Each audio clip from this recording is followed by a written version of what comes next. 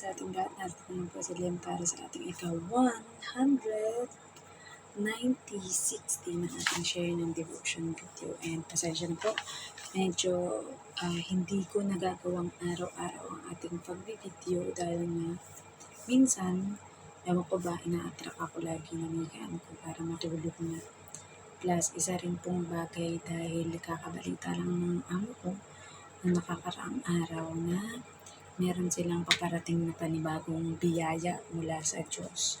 So, magiging alaga ko na po sa mga susunod na mga buwan kapag pinagkaloob na sa kanila at lumabas na at nalaman na nila kung ano ang kasarian, ay magiging dalawa na po ang aking alaga. So, ayun. Simula pala kasi nung kinausap nila ako noon para ako ang maging katulong nila, ay pinagpala na agad sila ni Lord ng panibagong biyaya na anak. So, ayan. So, abangan nyo na lang po. Sigurado magiging sobrang abala ako sa mga panahon yun, lalo kapag lumabas na yung bagong isisinang na bata. And, pero, ang masasabi ko naman, sobrang thankful ako kay God kasi talagang hindi ka maiilang sa mga amo na to. Talagang, kumbaga, ayaw mo sirain yung tiwala nila, ayaw mo hindi sila maging masaya sa mga trabaho bilang katulong nila dito. Kaya, ayan, ginagawa naman natin ang ating lubos na makakaya para sa kanila. Hanggat maaari, magsasalita na lang ako ng salita natin para di nila masyado maintindihan kasi hindi pa pwedeng sabihin sa iba. Bago magpasko, tsaka nila ipapaalam sa pamilya nila at tsaka lalong higit sa alaga ko na panganay kasi medyo mahihirapan sigurado siyang tanggapin na nagkakaroon na siya ng kapatid. But anyway, dumako po tayo sa ating pagbubulay-bulay ng salita ng Diyos sa gabing ito. So let us all pray. Ama namin Diyos na makapangyarihan sa lahat, narito po kami Panginoon muli. Nagpapasalamat sa inyo sa panibagong araw at sa pagkakataon nito Panginoon upang mag-aral ng inyong mga salita. Tunay na po Panginoon na sa inyong perfect timing, Panginoon. Ang lahat ng bagay ay maisasaayos, Panginoon.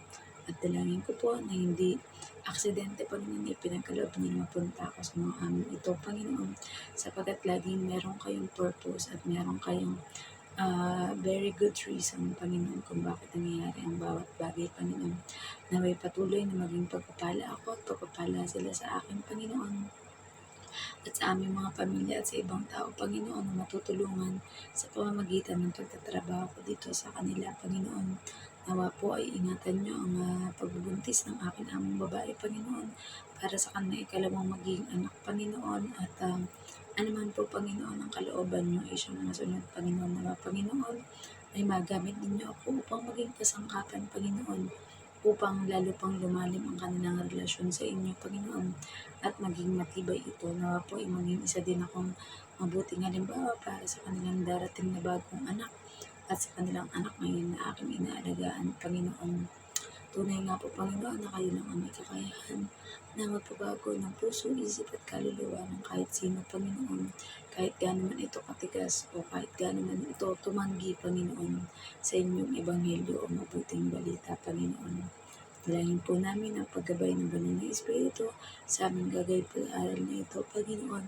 At hindi po ang karunungan ko ang makita at mapakinggan ng bawat tao, Panginoon, kundi ang karunungan na nagmumula sa inyo, Panginoon.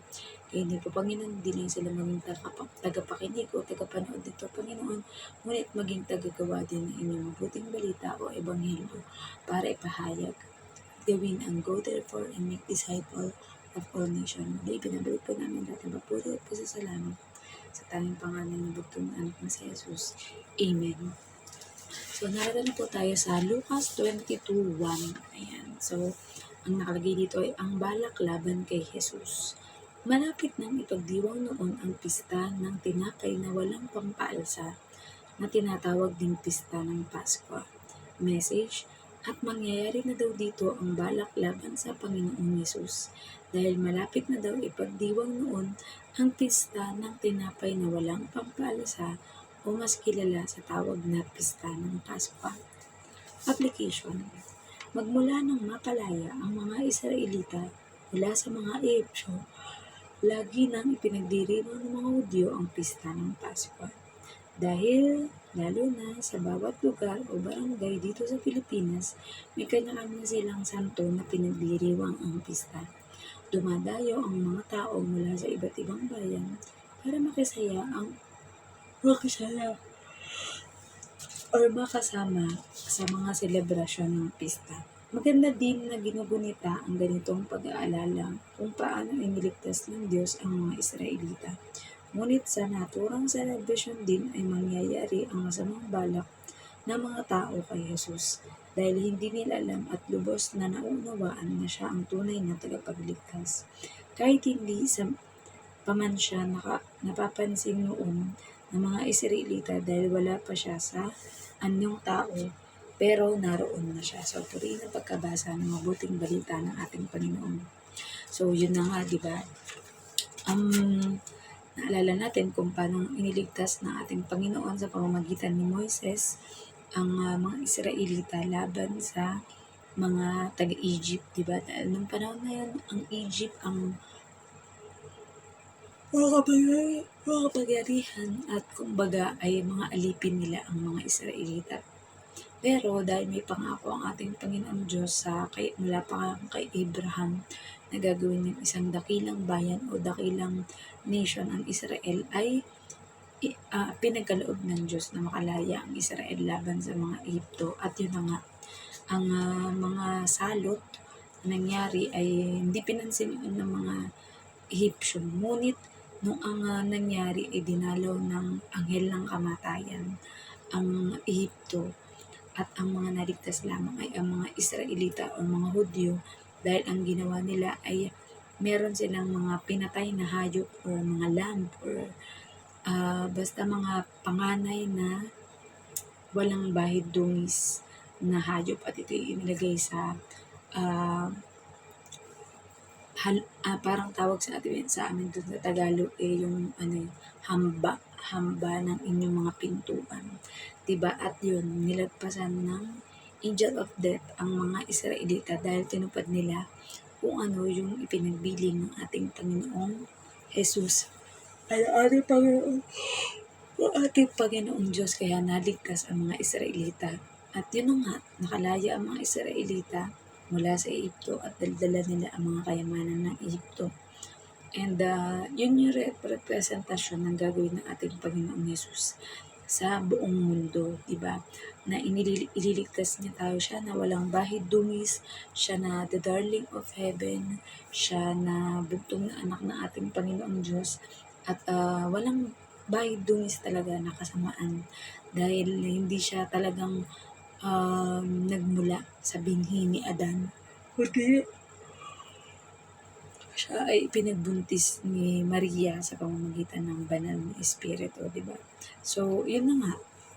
Ang mga Israelita dahil sa nangyaring yun, lagi nilang ginugunita yung pista ng Pasko, di ba? At yun na nga, dito, busy habang abala ang mga tao para sa magiging upcoming na pista or celebration, ang mga may mga matataas na katungkulan lalo ang mga Pariseo ng mga relihiyosong kilala noon sa Israel ay nagbabalak na ipapatay ang ating Panginoong Yesus. Pero hindi nila alam na talagang ang lahat ng bagay na yun ay naisaayos na at naitakda o naihanda na ng Panginoong Diyos. Diba na kung ano mangyayari sa ating Panginoong Yesus.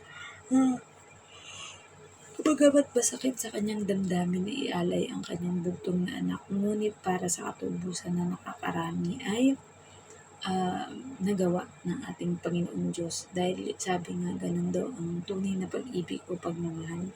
Kumbaga, sacrificial. Kahit halimbawa, talagang masakit sa damdamin ng ating Panginoon na gawin yun sa kanyang anak na makikita niya na punong-puno ng kasalanan ng buong mundo ang ating Panginoong Yesus. Pero although ang ating Panginoong Yesus ay nanalangin na tanggalin sa kanya yung pasakit na yun, pero sinabi pa rin niya na kung ano ang kalooban ng ating Panginoong Diyos ay yun ang masusunod. So, ayun, natupad naman at nangyari ang pagtubos at pag-aalay ng ating Panginoong Yesus ang kanyang dugo pagdadak sa krus ng Kalbaryo or ng Golgota, kaya tayo ngayon ay malaya at ibinabalik lamang natin kung ano yung kabutihan na ginawa sa atin ng ating Panginoon Jesus, yung pagliligtas sa atin at kung bakit tayo ngayon ay malaya na ipahayag ang ating nararamdaman or ang ating pananampalataya sa ating Panginoon Diyos, dahil yung mga panahon nila kapag sinabing alipin ka or katulong ka, alila ka, diba? Wala kang karapatan sa kahit anong mga bagay, pero sabi nga kapag ang Diyos ang promote sa iyo, walang kahit sinong makakapag-demote o makakapagbagsak sa iyo, kundi tanging mananatili na paangat ka ng paangat, paganda ng pagandang yung buhay, paunlad ka ng paunlad, payaman ka ng payaman, paasenso ka ng paasenso. Dahil ang Panginoon, ang nais niya para sa kanyang mga anak ay laging ang mabubuting mga bagay, di ba?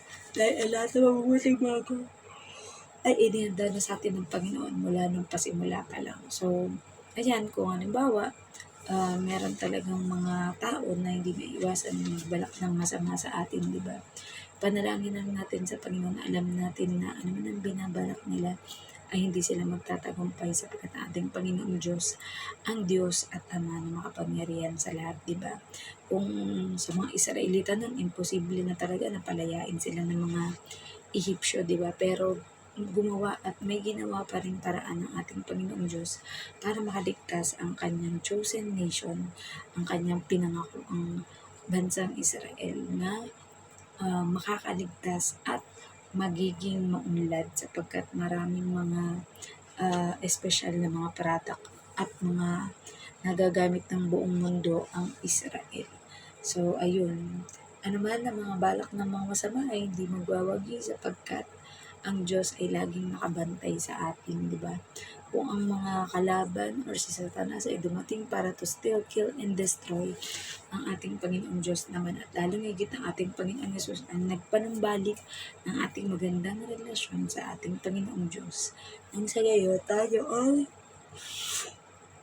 madaling makakalapit sa Panginoon sa pamamagitan ng panalangin. Hindi kagaya dati na kailangan pa natin mag-offer ng dugo at mga hayop na walang kapintasan upang maging alay na susunugin sa templo ng Jerusalem. Ayan. So, mga pa may natutunan kayo, at kahit meron may mga masama o hindi magandang balak sa inyong kahit sino, lagi nyo silang ipanalangin sa ating Panginoon upang mawala sa kanilang maisip kung ano man ang kanilang masamang binabalak laban sa iyo. Diba? So, kahit anong gawin nilang mga pamamaraan, pero alam ng Diyos na ililigtas ka niya. Kaya wala kang dapat kabahala. Sabi nga ng ating Panginoon, fear not or do not worry, sapagkat ang Diyos natin ang siyang magliligtas sa atin sa anumang sitwasyon na ating buhay. Maaring mahirap, maaring masakit, maaring hindi mo alam kung ano magiging desisyon mo, pero eventually ang ating Panginoon magbibigay sa iyo ng tamang kasagutan at tamang gagawin para sa iyong mga kinakaharap. So, let us all close into prayer. Ama namin Diyos na makapangyarihan sa ating muli, narito po kami, Panginoon, nagpapasalamat sa inyong mayamang mga salita, Panginoon, na aming pinagbuli-bulayan, Panginoon. Tunay nga, Panginoon, na bagamat ang Israel, Panginoon, ay naging mga pasaway sa inyo, Panginoon, ngunit nariyan pa rin kayo para i-restore ang bansang ito, Panginoon, at maging maayos. At salamat po sa tinapos na gawa ng Panginoong Yesus, Panginoon, na kung saan ang dagan na pinabing, Panginoon, ang pagdiriwang, Panginoon, ay lagi namin ginagawa. Pagdiriwang, Panginoon, ng banal na hapunan, Panginoon, kung saan ikakain kami ng tinapay na walang pampaasa, Panginoon, at iinom ng alak na maaaring magamit para naman po sa panglinis ng aming sarili sa bawat linggo, sa bawat araw, Panginoon, ng aming buhay, sapagkat kami po ay nasa katawang lupa pa, kaya may mga kasalanan pa, Panginoon, na mamumutawi sa amin. Ngunit unti-unti, Panginoon, ay tuluyan na ito mawawaglit o mawawala sa aming mga pagkatao, Panginoon.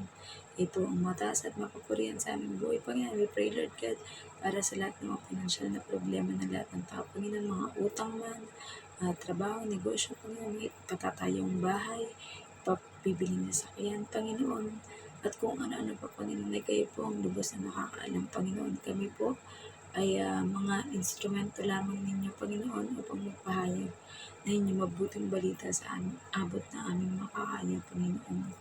At anuman po pa, Panginoon, balaki namin, Panginoon, lalong higit ito ay sa pagpapaunlad ng aming pamilya, ng aming negosyo, ng aming mga gawain, Panginoon, na pangsimbahan, Panginoon. Alam po namin, Panginoon, na kayo ang siyang magkakaloob sa amin ito sa tamang pagkakataon o panahon, Panginoon. Basta kami magpapasakop sa inyong kapangyarihan sapagkat kayo ang Diyos na kahit kailan ay hindi kami iniwan ni pinabayaan ng Panginoon. Ikaw po ang Diyos na mapapurihan at maitaas sa aming buhay, Panginoon. This we pray in the name of our Lord Jesus Christ. Amen. Ayan. So, medyo talagang epekto na sa akin yung antok dahil alas 10 na at kailangan ko na rin magpahinga. So, have a nice everyone and God bless us all. And good night po. Sweet dreams. Bye.